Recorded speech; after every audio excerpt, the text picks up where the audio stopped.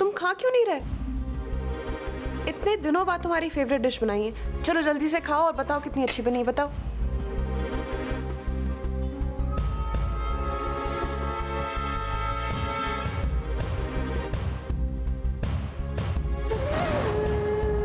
कैसा लगा?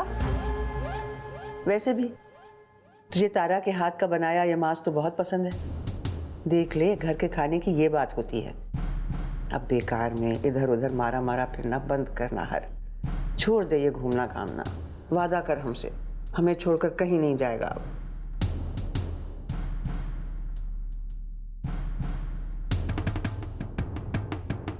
मैं बस अभी आता हूँ, मुझे जरूरी फोन करना है, अभी आता है मुझे।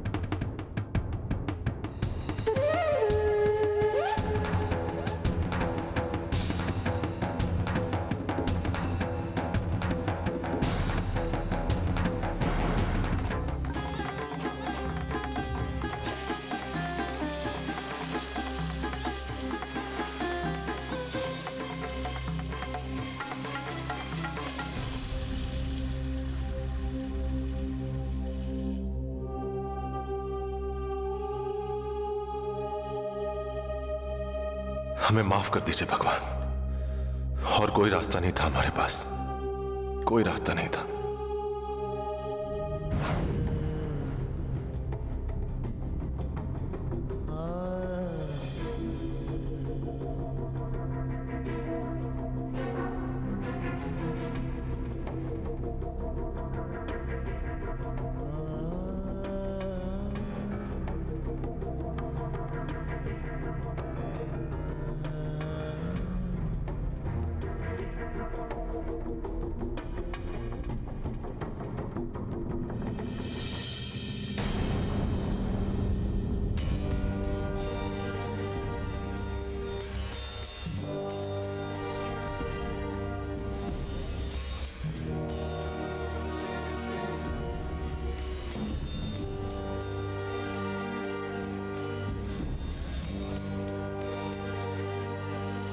ये श्रेयन तो हमने आरती वाली किताब में रखा था, फिर ये बाहर।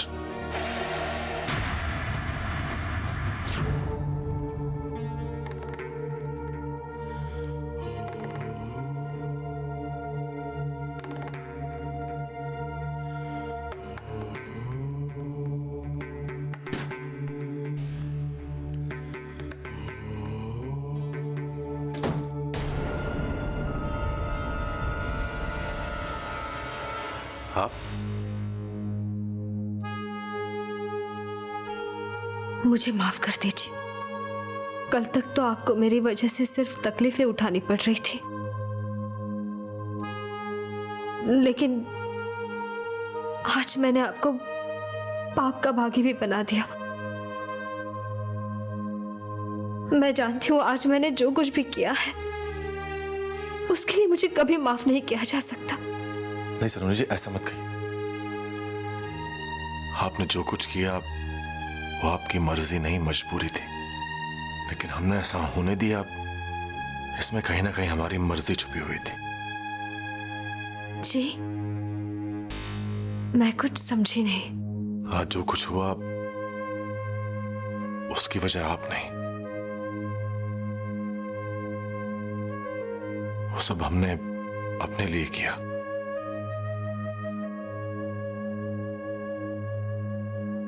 वो इसलिए क्योंकि हम आपको चाहने लगे।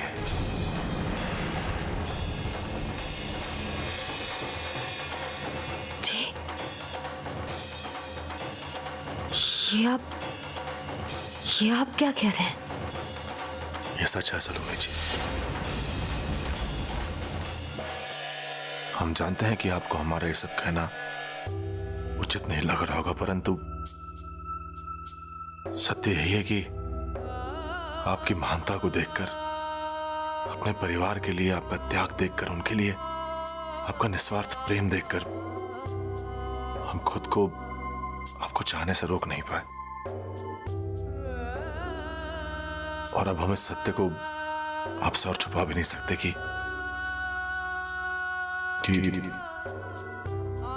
हम आपसे प्रेम करने लगे, प्रेम करने लगे, प्रेम करने लगे।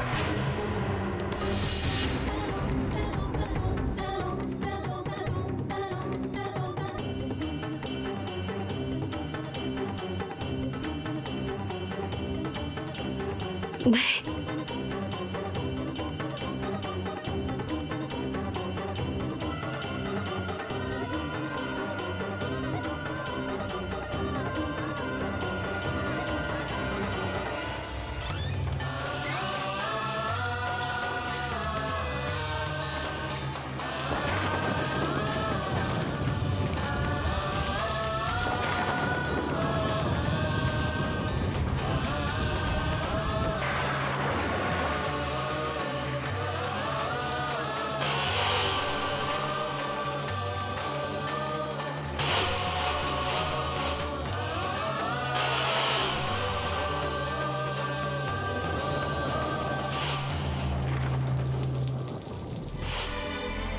क्योंकि हम आपको चाहने लगे।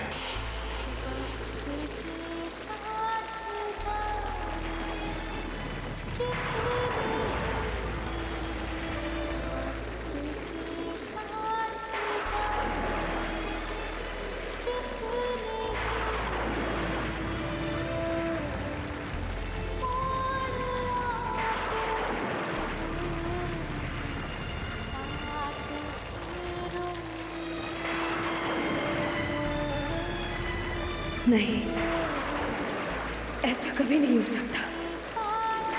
मैं सिर्फ नाहर की हूँ और अगले 7 जन्मों तक मैं किसी और की नहीं हो सकती। अमृत जी के दिल में जो है वो कभी नहीं हो सकता। मेरे दिल और मेरी जिंदगी में जो जगह नाहर की है वो कभी किसी और की हो ही नहीं सकती, कभी नहीं हो सकती, कभी नहीं हो सकती।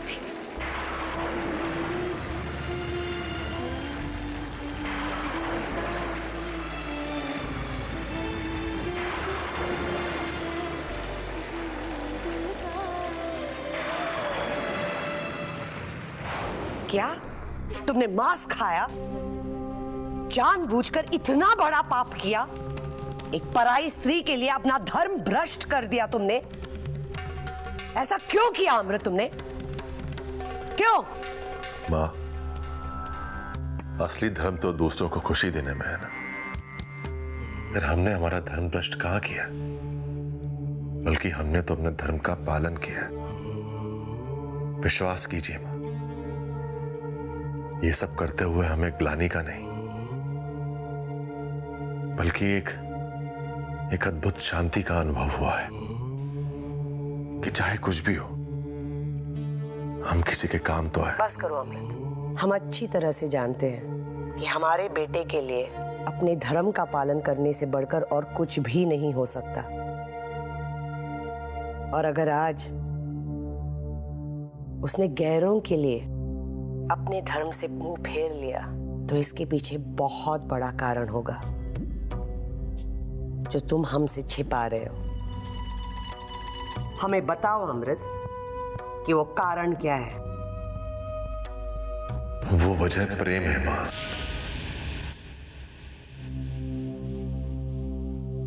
हमें इस घर के लोगों से प्रेम हो गया है।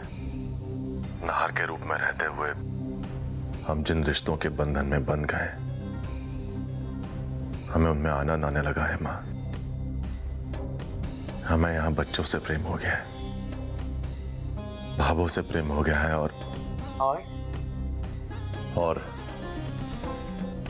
और इन सबसे बढ़कर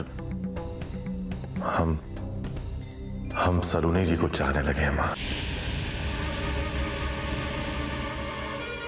ऐसा लगता है जैसे उनके साथ हमारा कोई पुराना रिश्ता हो और शायद वो भगवान ही है जिन्होंने हमें उनसे मिलवाया है।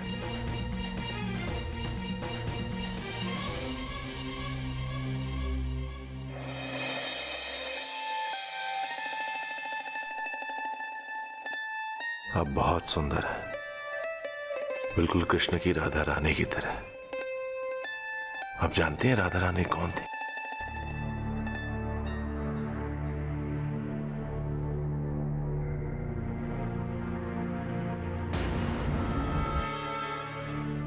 और आप तो बिल्कुल भीग गई हैं। तो क्यों अचानक आप कहां चली गई थी? हम आपकी कब से प्रतीक्षा कर रहे थे। ये लीजिए, इससे सर पोंछ लीजिए, वरना आपको ठंड लग जाएगी।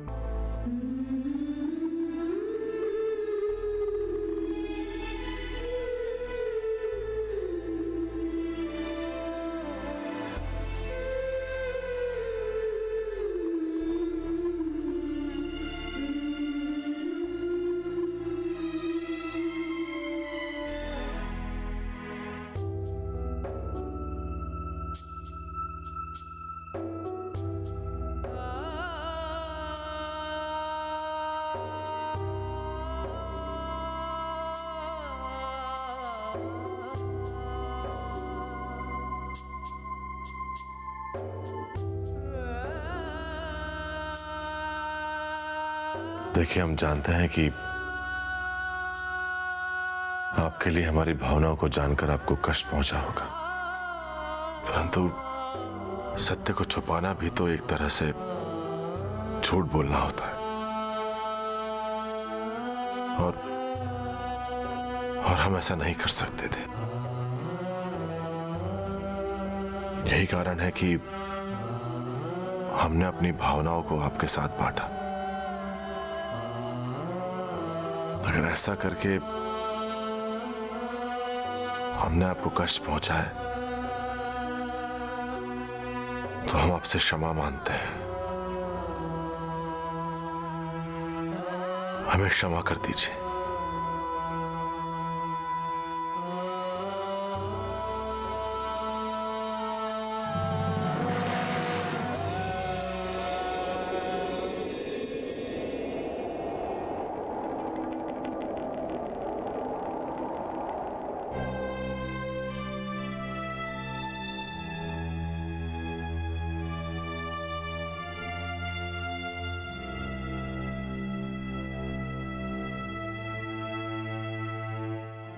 हाय रे निंदिया भी जा, गुड़िया को सुला जा, मेरी गुड़िया सोई है, धीरे से तू आना। हाय रे निंदिया भी जा, हौले हौले आना, मेरी सांवरी सोई है, धीरे से तू आना।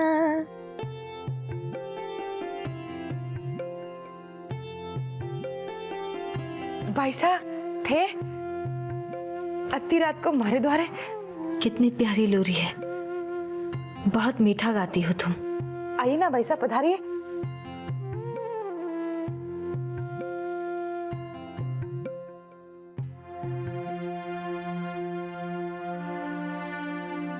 भाभो,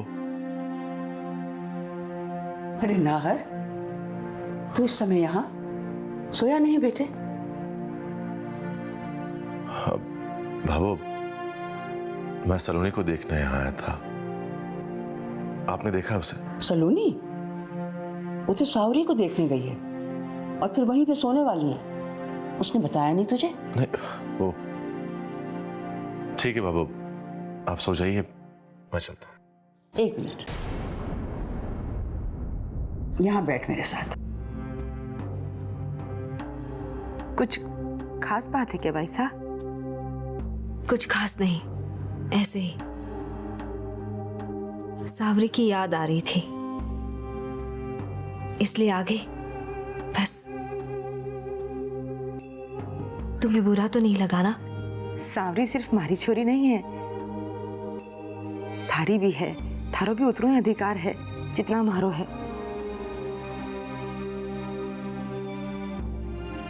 आप यहाँ करो थे इन्हें साथ ले जाओ। आज रात आपके साथ ही सोएगी। आप इसके साथ भी रहोगे और नाहरू को और श्वेता देवी को भी इंतजार नहीं करना पड़ेगा। तुम दोनों में कोई अनबन हुई है क्या? नहीं बाबू, ऐसी कोई बात नहीं है। अगर ऐसी बात ना होती तो क्या सलोनी तुझे बताकर नहीं जाती? ऐसा तो कभी नहीं हुआ नाहर। और अब अगर ऐसा हो रहा है तो इसके पीछे जरूर कोई कारण है बेटे। अरे नहीं, नाहर और श्वेता तो कब की सो चुके। आज मैं यही सोऊंगी अपने बच्चे के पास। जी भाई साहब, जैसे आपकी मर्जी।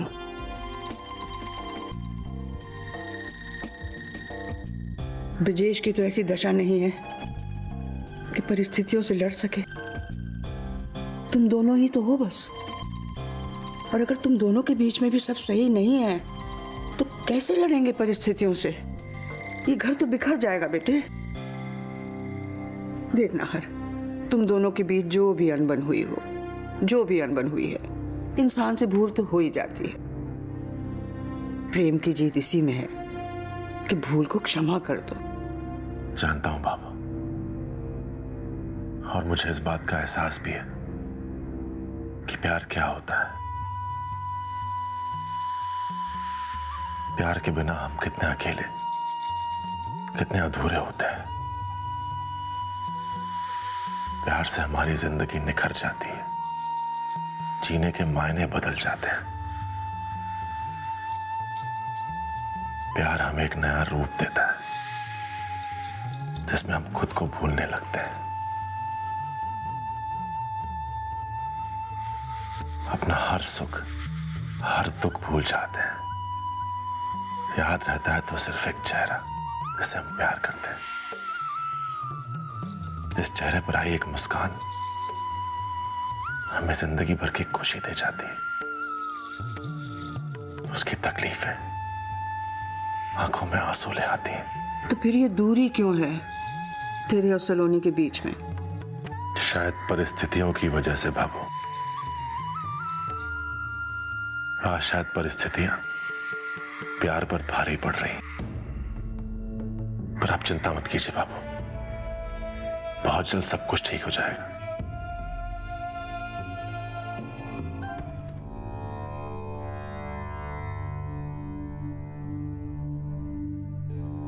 गुरु बाबा,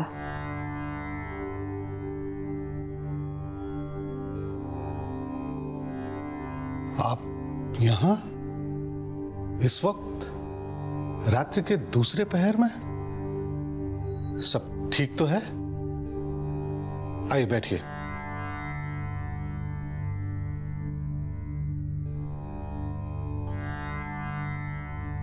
अनर्थ होने जा रहा है।